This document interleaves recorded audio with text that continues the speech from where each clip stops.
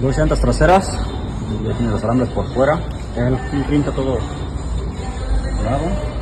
A ver, repararlo aquí, esta parte. Trasero derecho, trasero izquierdo, ya estado por fuera. Por aquí. Y adelante son los valeros de rueda.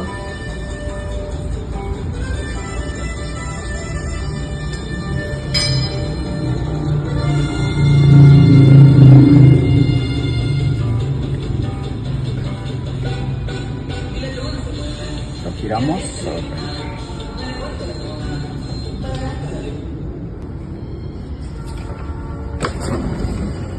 Aquí se escucha como ya zumba y aparte tiene juego. Ese es delantero izquierdo, vamos de delantero derecho.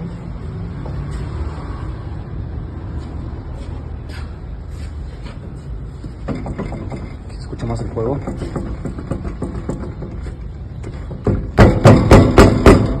Es esta parte donde está el valero, por acá.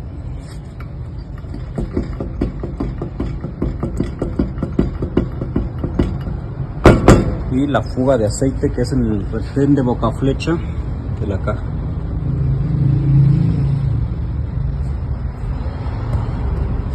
Aquí el fondo del cansador.